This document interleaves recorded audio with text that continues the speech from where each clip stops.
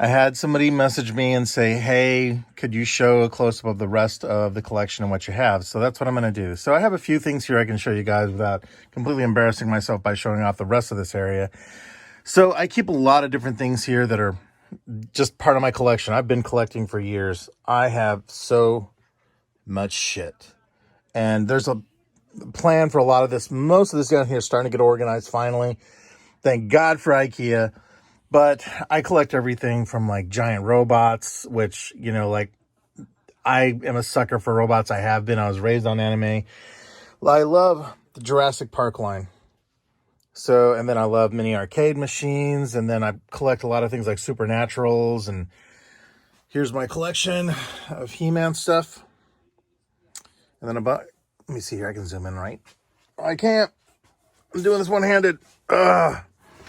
I also collect a lot of other stuff too, like Rock Lords and Gundam.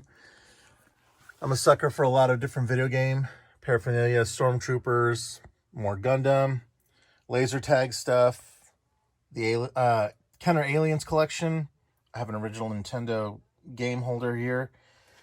Here's a animation cell from Ghostbusters. And then I also like a lot of off-brand things because I think these are really cool. So, and I actually found a carded Aliens toy, which I was ecstatic for. And that was in the middle of Missouri at a brass armadillo.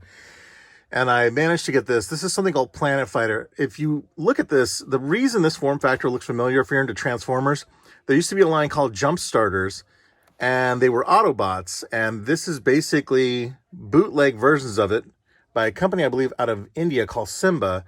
And they made these rad-looking sort of hybrids of Gundams and Transformers. It's going to stay carded because I'll never find this again. And then I've been working on building up a diorama of Star Trek. And each one of the shelves has a bunch of crazy shit on here.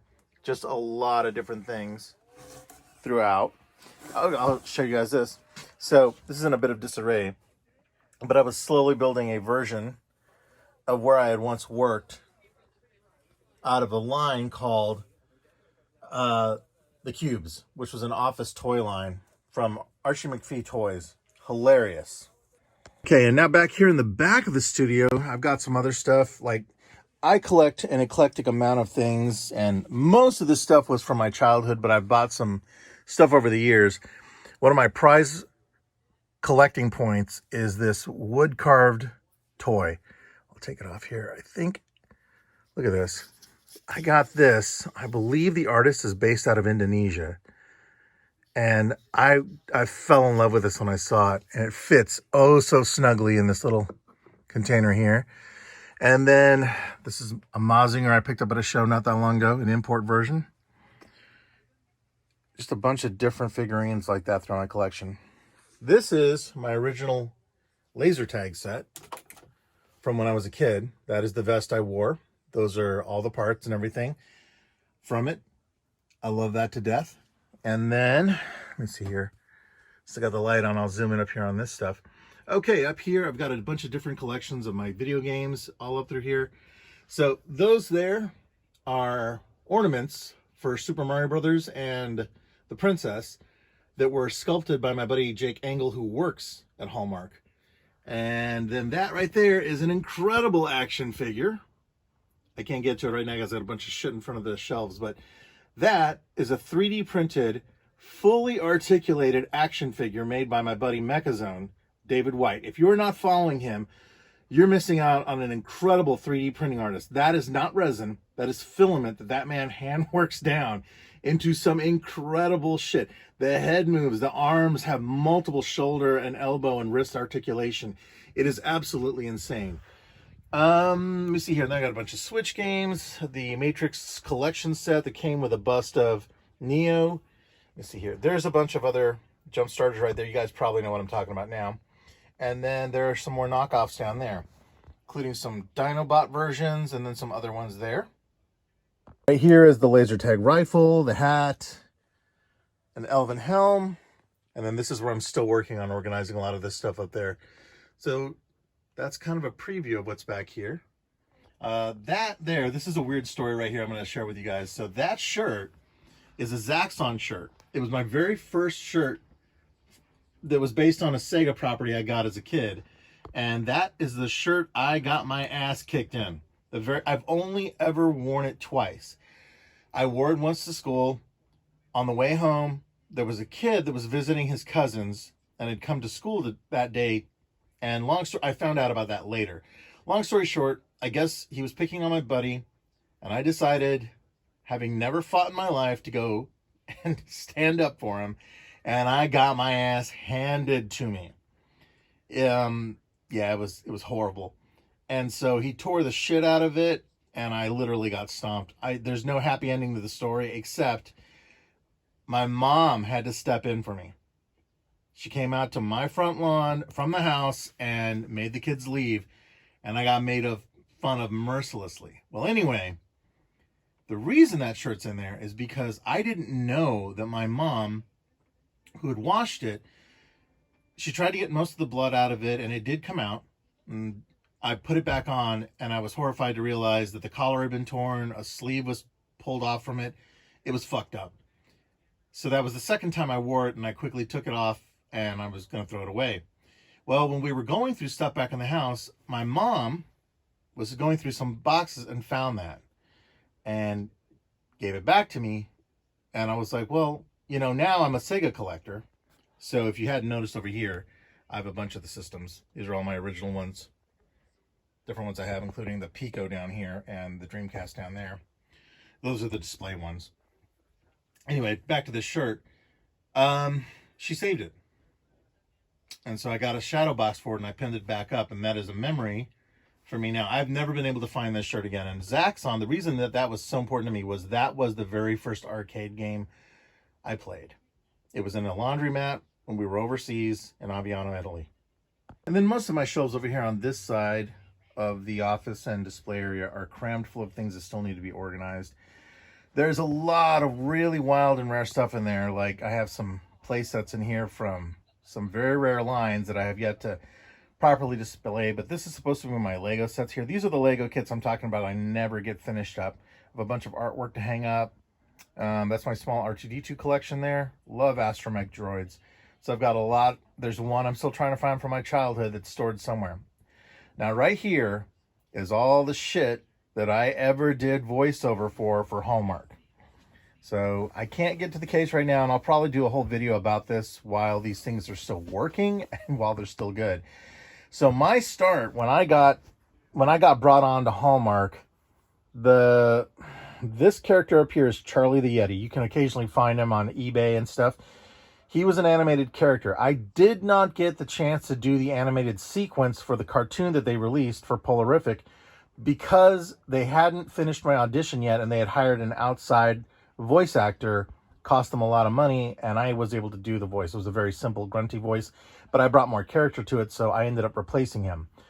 In a way, that kind of makes me feel good. I actually replaced a Voice Actor Guild member and did the voice for him.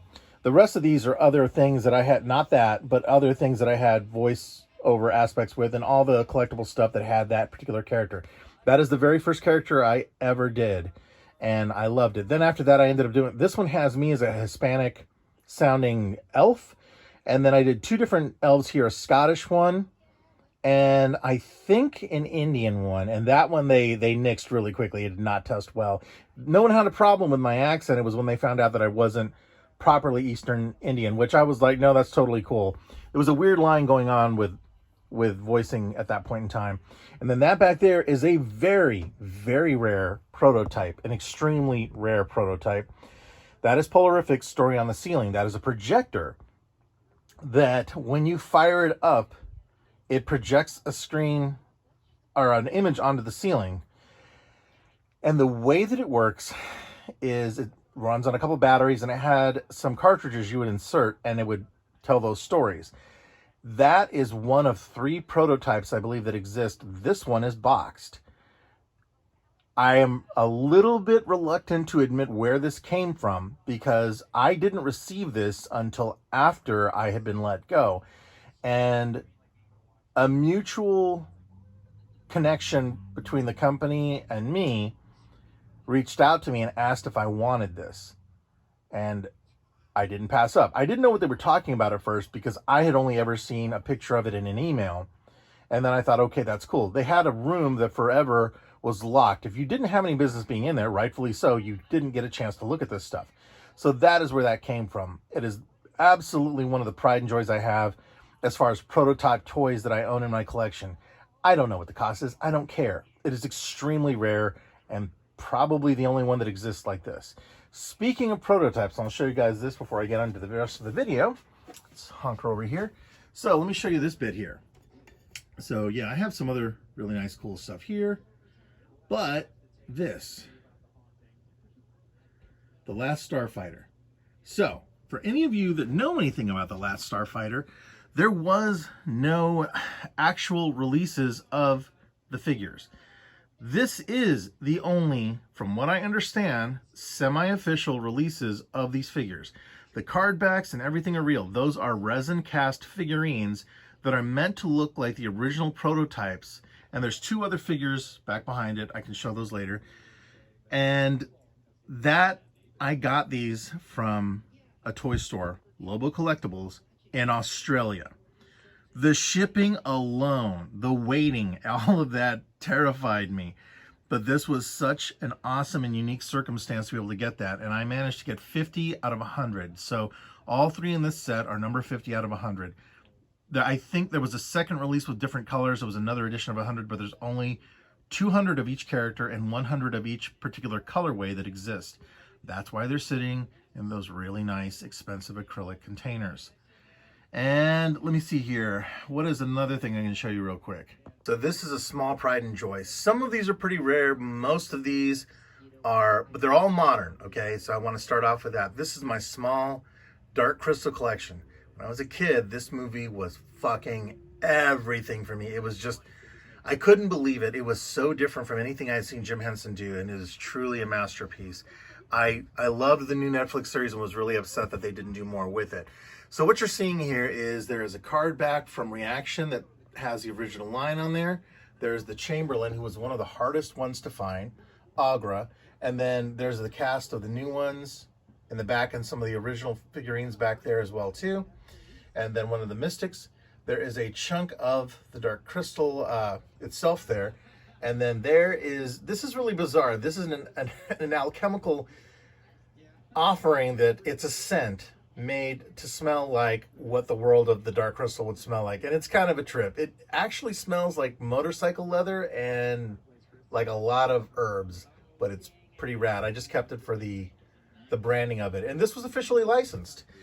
Then up here, you have the Gartham, and then you have, I think it was called the Weaver Spider. That is the collector's edition DVD back there that came with a replication of the notes. And then the Hunter, and then back here is Jen on a Landstalker. Now there's only 3 parts. Well, and here I have the entire Dark Crystal and the base. So the reason this was done this way was whenever you got the figures, for those of you that don't know what this is about, the figures were very much based on the prototypes as well. Similar to with the same thing with the Last Starfighter figures.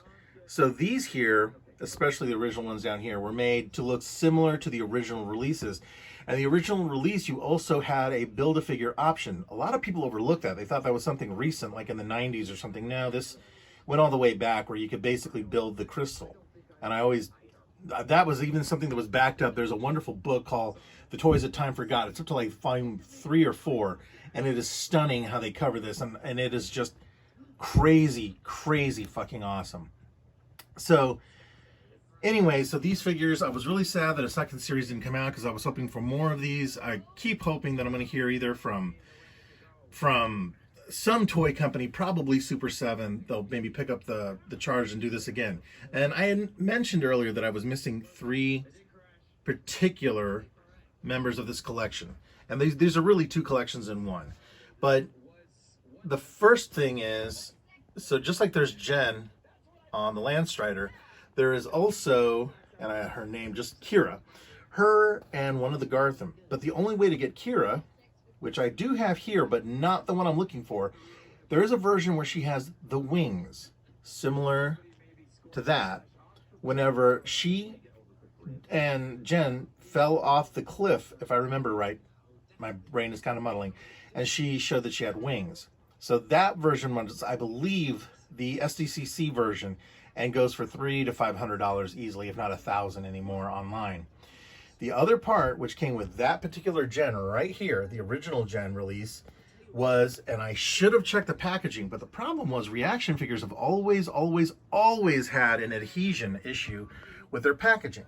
So one of the things that would happen is that whenever you got these card backs, the blister on the front side that would hold the figure in place would often fall apart. So you'd find them stapled or taped or re-glued down at Toys R Us's. Well, my man here came with the shard that, no shit, fits into the very top of that crystal. And that is the third and only fucking thing I missed. The chances of finding that are astronomically high. I have only seen one eBay auction for the part. And it was, I think, if I recall right, I have a screenshot of it somewhere I have to find. It was $325 for the final bid to complete this damn crystal. I'm never going to own it. It's just not going to happen. So, there you go. There's my little overview of most of the stuff that I've got. Well, not most. This is probably a small area, but most of the stuff I can show you that I can easily get to and everything else like that. Just because this studio has always been in flux and I've been trying to finish it for a while and get some more of the installations finished up. So I hope you guys enjoyed that.